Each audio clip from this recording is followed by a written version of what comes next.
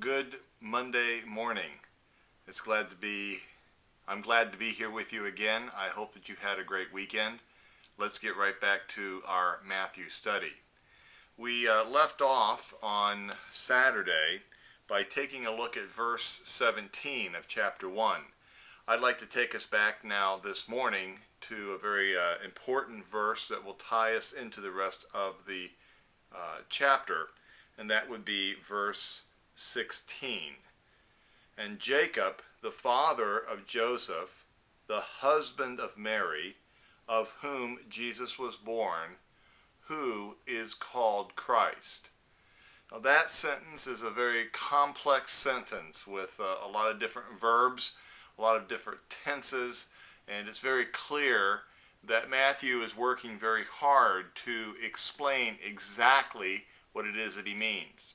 First of all, we need to take a look at the entire rest of chapter 1 up to this point. There is a pattern that takes place all the way from verse 2 all the way down through verse 15.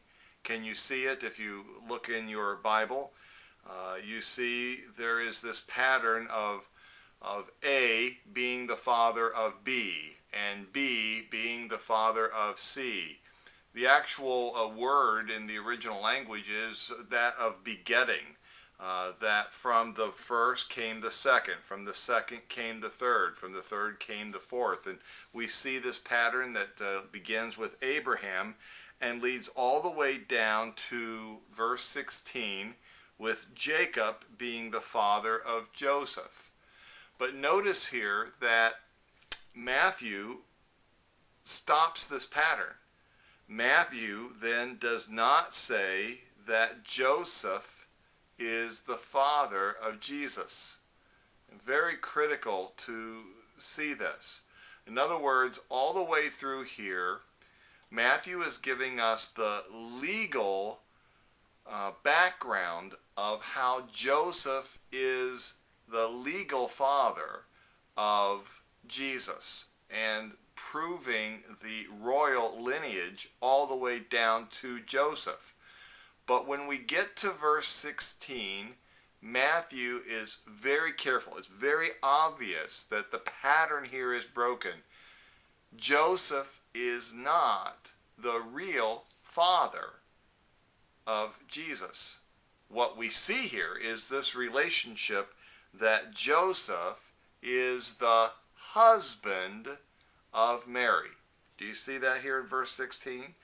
Jacob, the father of Joseph, Joseph, the husband of Mary, of whom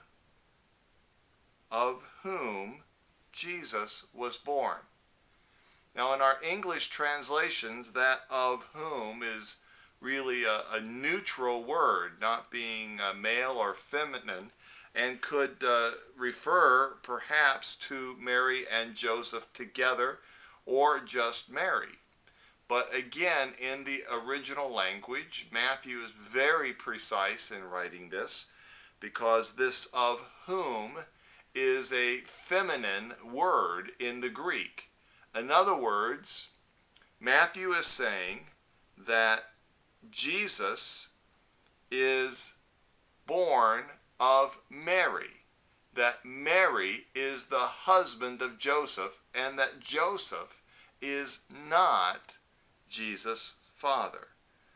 So Jacob, the father of Joseph, the husband of Mary, of whom Jesus was born, and notice the tense change that happens here. Jesus was born, that's past tense. Then we get to the very next phrase, who is called Christ.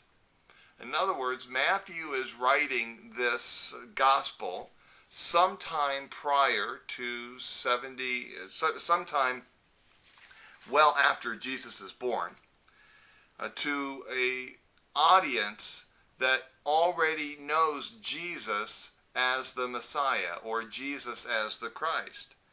So basically Matthew is saying this one that you knew as Jesus, who you now name as Christ, was born of Mary, who was the spouse, the wife of Joseph, but very specifically not naming Joseph as a father.